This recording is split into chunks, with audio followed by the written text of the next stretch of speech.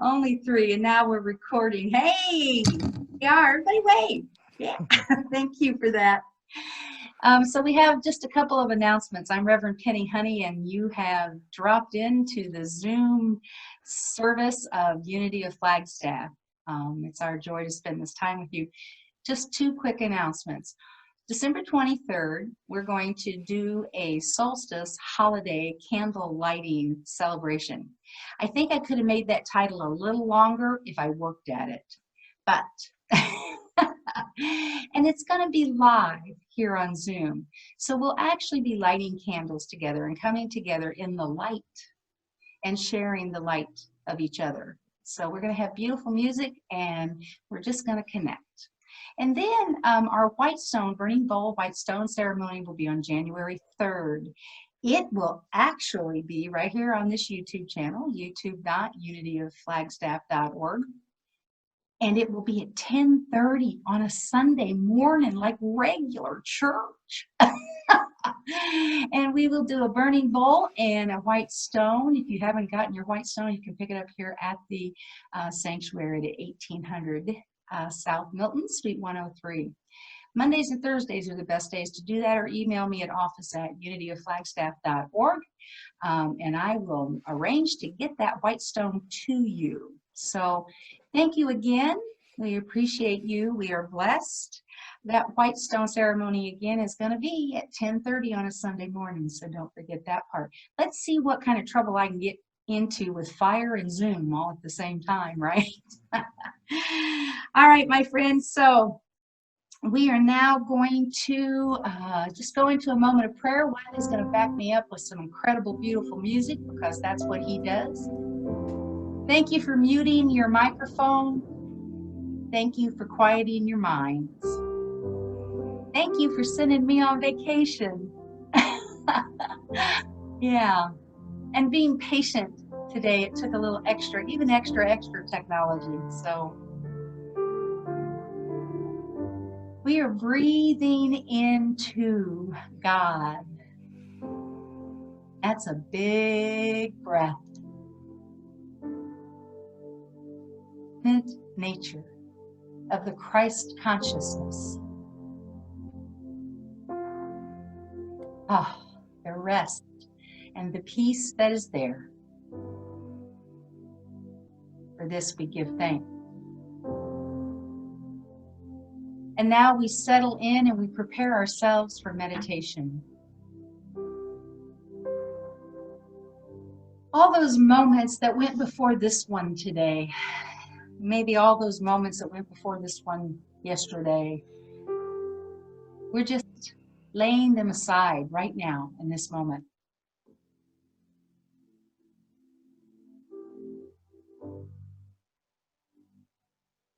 We rest into the music and we rest into the space and into the safety of the presence of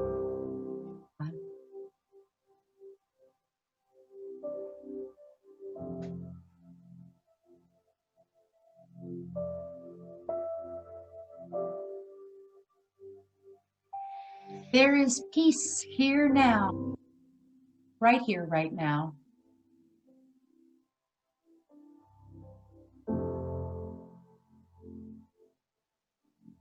And we allow that to wash over us as we feel the love of connection, as we feel the touch of beauty and the power of rest. Love is right here, right now. And for that, we are grateful.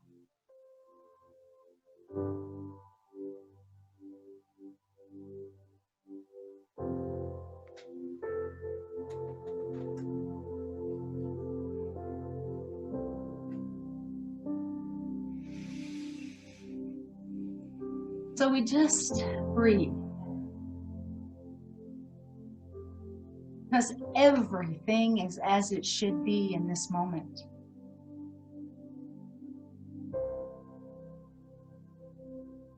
even the thoughts that distract us, or the concerns, or the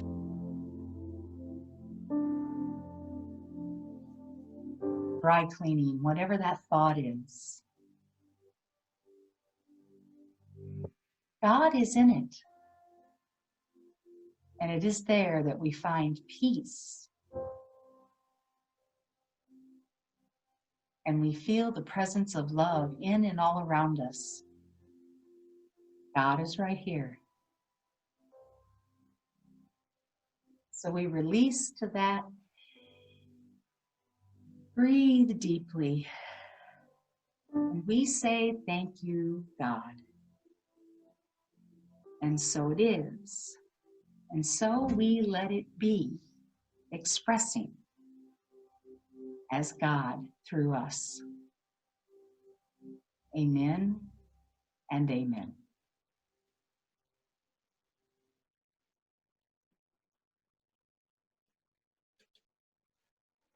So we're going to hear from Ryan Biter now. I believe we have Ryan singing, oh, peace, love, and understanding. Here we go.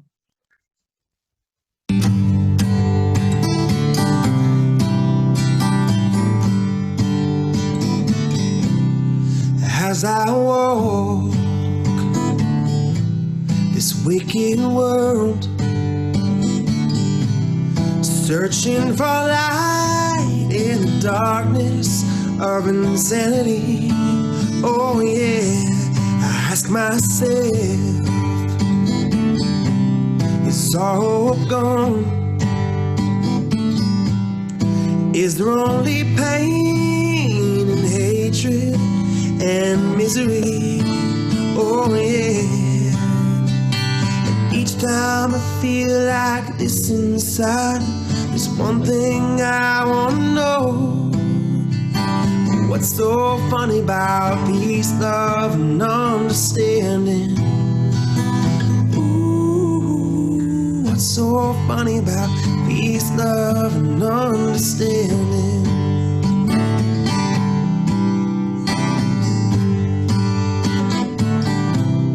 As I walk through troubled times,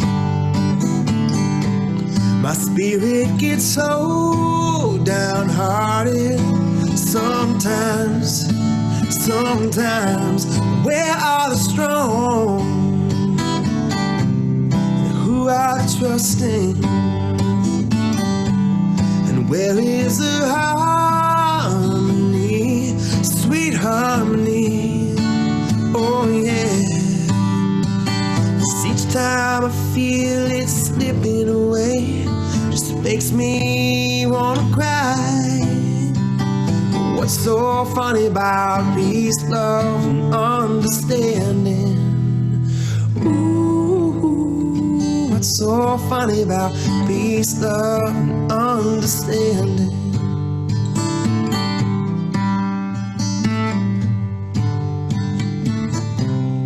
Where are the strong? Trusting, and where is the harmony, sweet harmony? Oh yeah. 'Cause each time I feel it slipping away, just makes me wanna cry. What's so funny about peace, love, and understanding? What's so funny about peace, love, and understanding? What's so funny about peace, love, and understanding?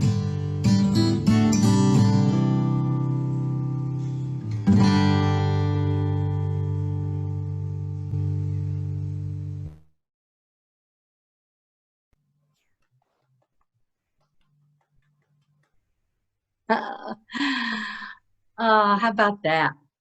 So now I hear we're going to hear from Reverend Penny Honey.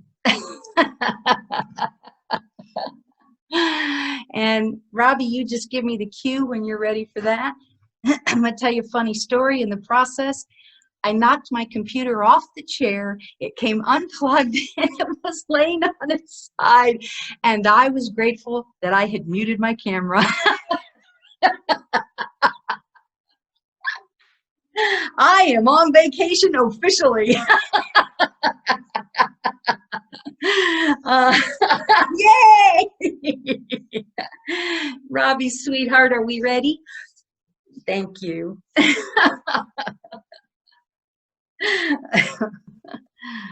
Thank you, thank you, thank you. Stories of the Season of Stories. That is the three-part series that we are finishing up today.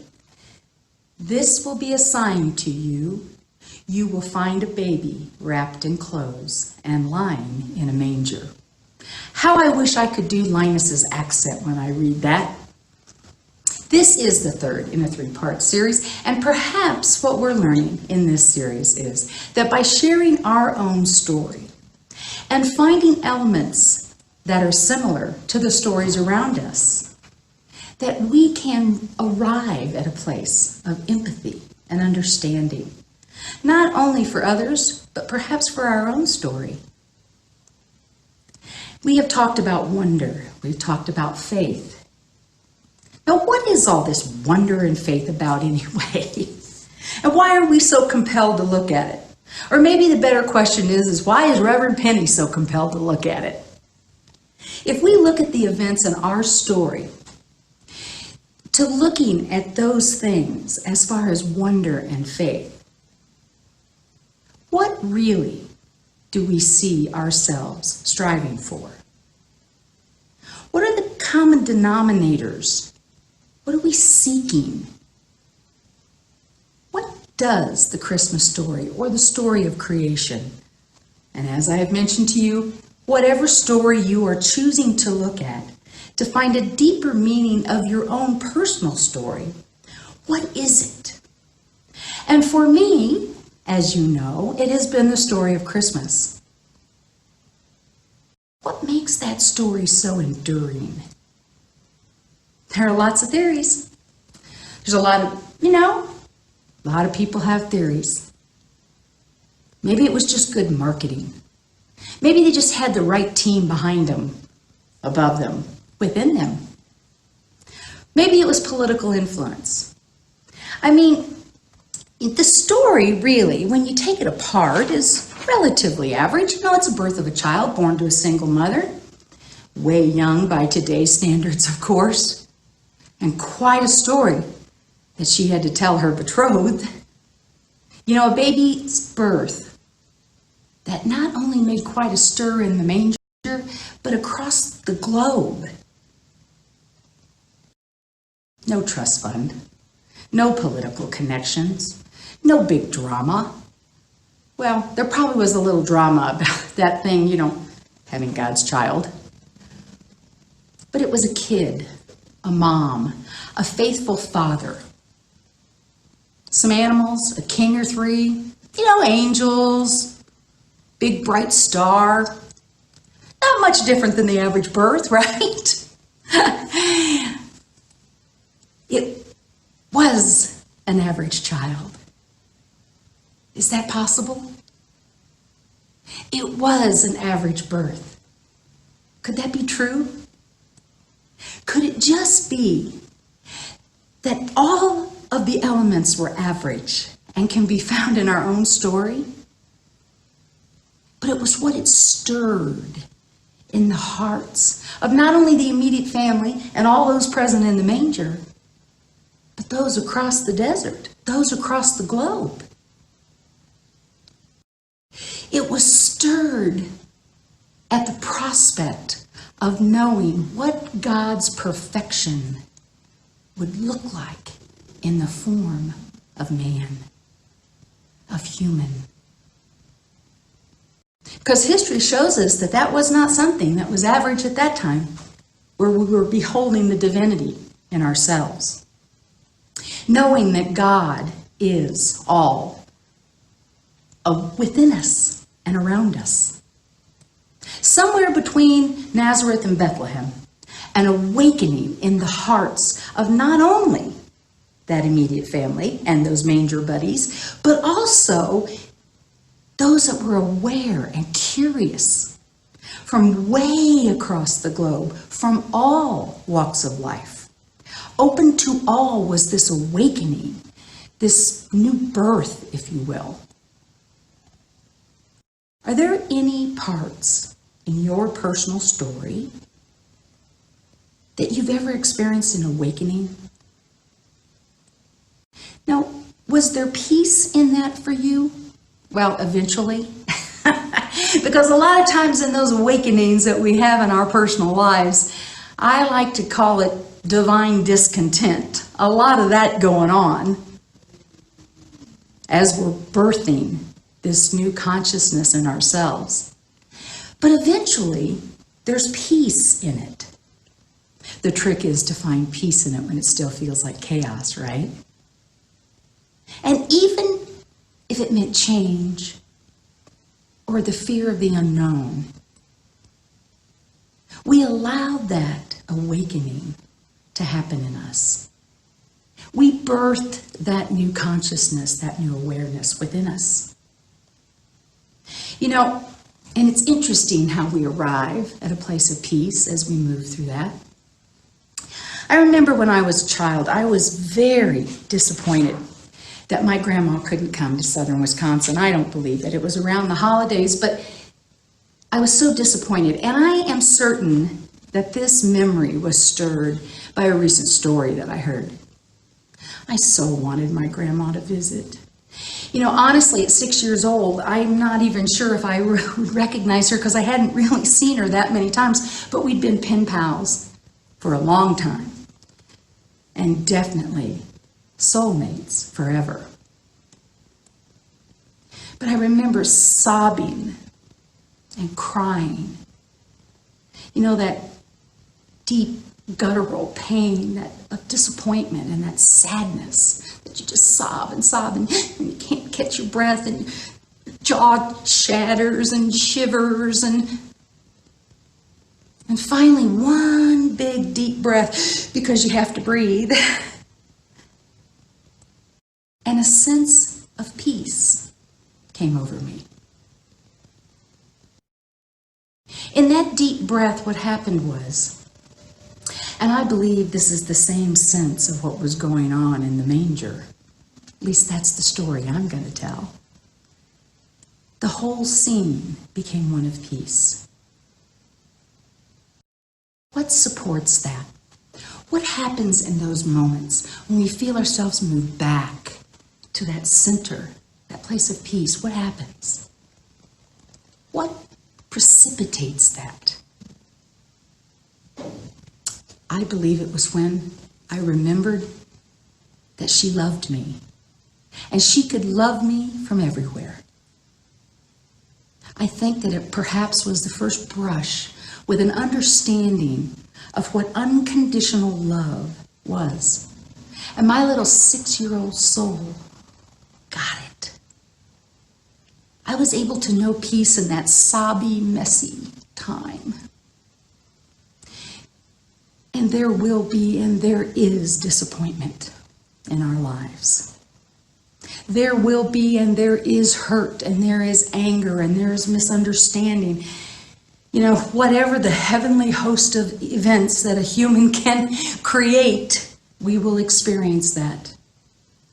And in each of those situations, my experience is this.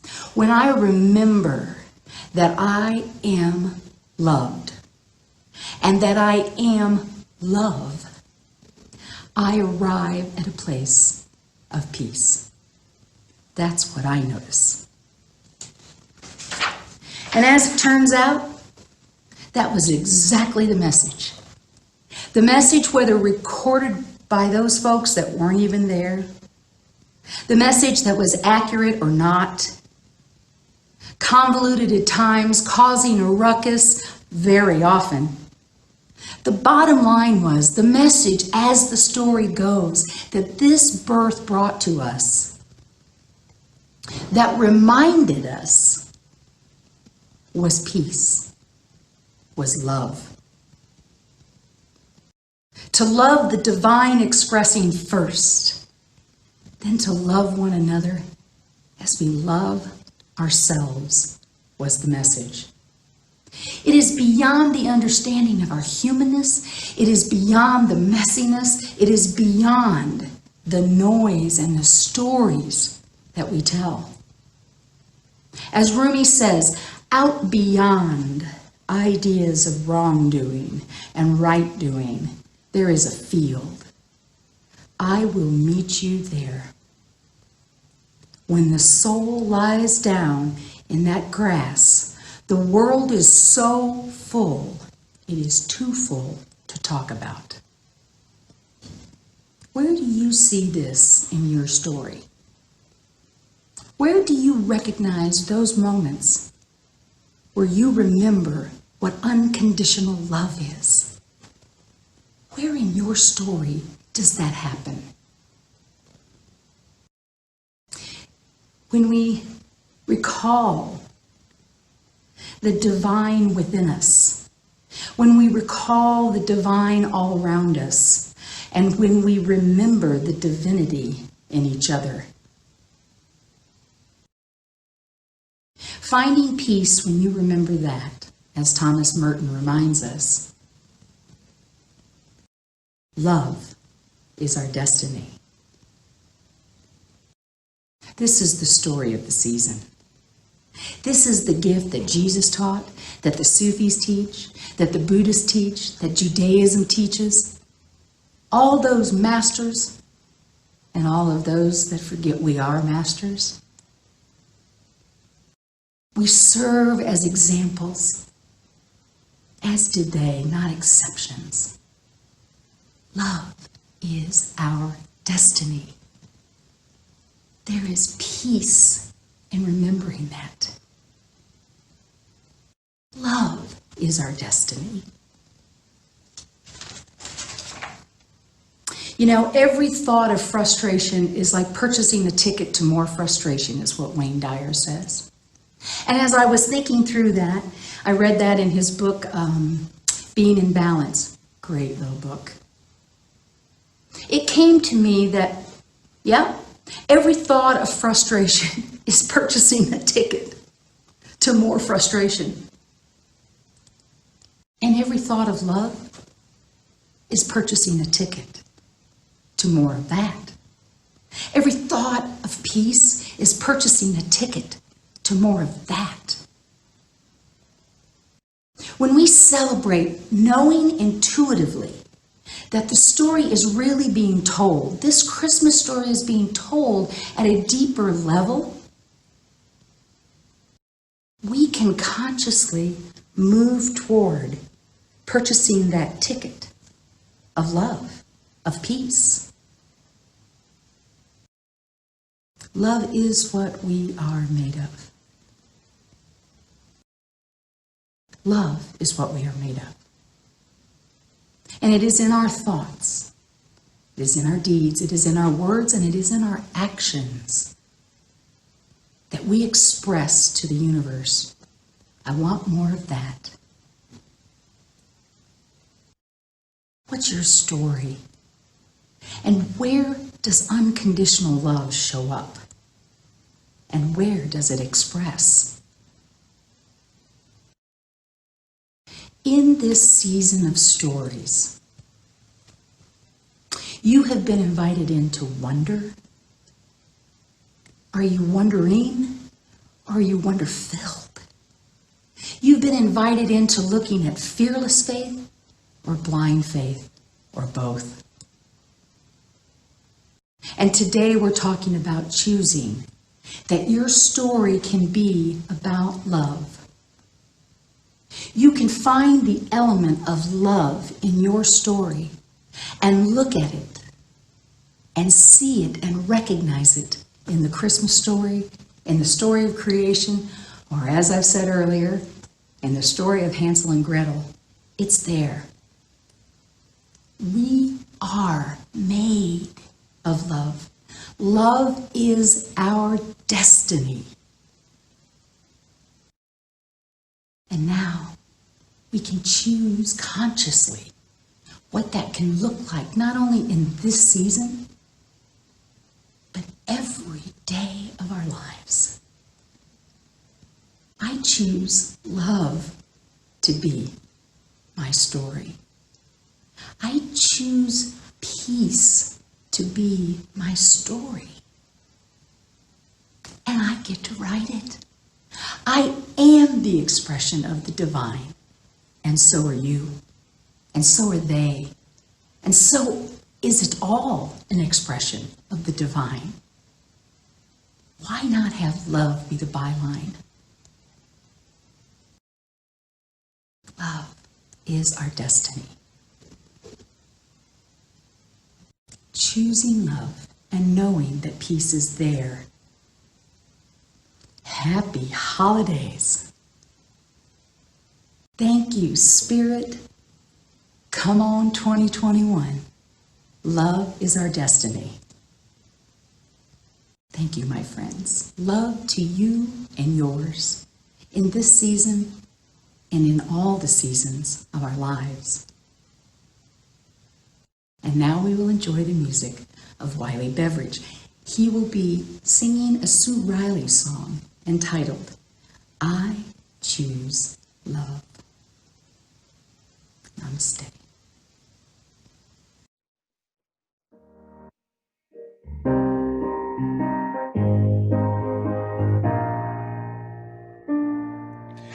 Peace in my life is growing because I choose love.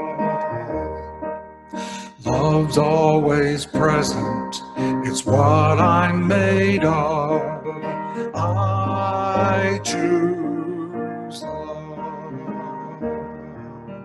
We are a part of each other. We are one loving family, sharing one song. I choose love.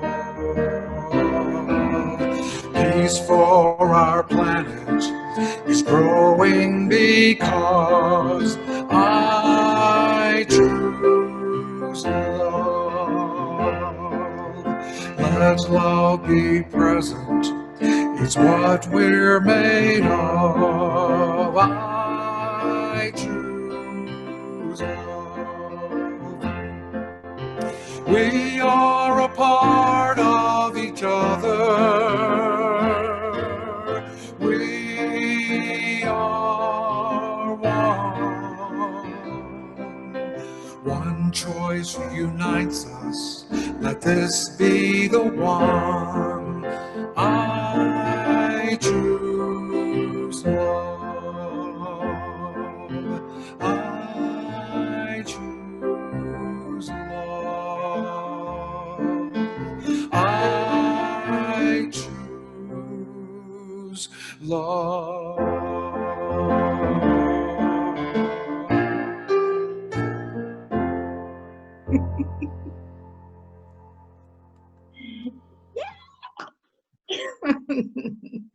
Look, we did it. We had live music. Did you see that happen right here? Did you see that? How cool are we, huh? Oh, and we do choose love. We do. We do. And when we do, we move to a place of peace. And when we move to a place of peace, we change the planet. No pressure. No pressure. So thank you again for joining us. Thank you for all of you that are here. I love seeing your faces. You know, I really love doing that little recording thing and then getting to watch people while they're listening to the talk. That's kind of fun. So don't forget, December 23rd, we'll be doing our solstice holiday candle lighting celebration. And that will be at 7 o'clock. It'll be, the Zoom link is on our website at www.unityofflagstaff.org. You can also donate there, or you can mail in a check to P.O. Box 1740, that is in Flagstaff 86002. So thank you for that. And then on January 3rd, again, we'll have a live right here at Zoom, a burning bowl candle lighting, no, burning bowl white stone. Somebody needs to keep me straight on all these holiday services. So I appreciate you joining us. If you don't have your white stone, please contact the office at office@unityoflagstaff.org. So we're going to take you out with a little Christmas music, holiday music with Ryan Bider. Enjoy this, and thank you again. www.unityoflagstaff.org. It's our joy. Thank you. There he is.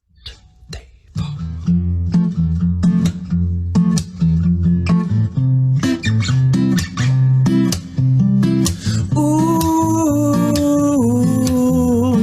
walking in a winter wonderland.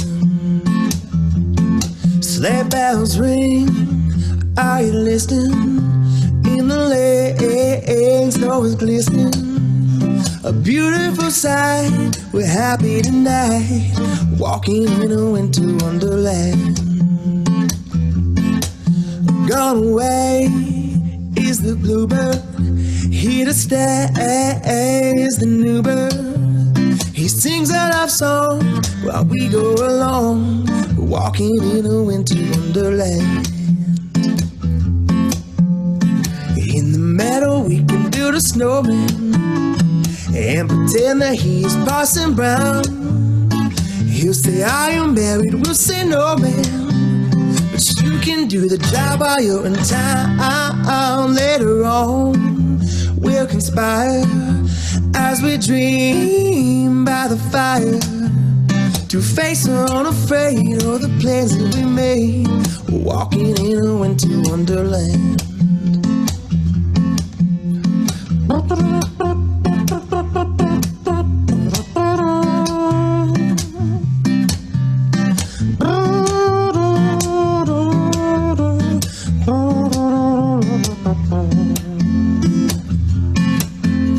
In the meadow we can build a snowman and pretend that he is Parson Brown. He'll say, "Are you married?" We'll say, "No, man." But you can do the job while you're in town. Later on, we'll conspire as we dream by the fire to face unafraid of the plans that we made. We're walking in a winter wonderland. To face unafraid the plans that we made. We're walking in a winter wonder. Jingle bells, jingle bells, jingle all the way.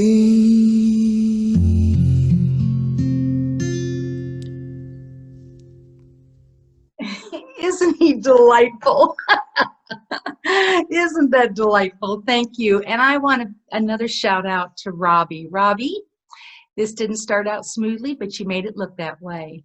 So thank you. And Wiley, look at us doing music. Look at us. All right. Thank you, Dave. Thank you, Sue. Happy holidays to all of you out there. And we'll see you on the 23rd for sure. All right. Be well.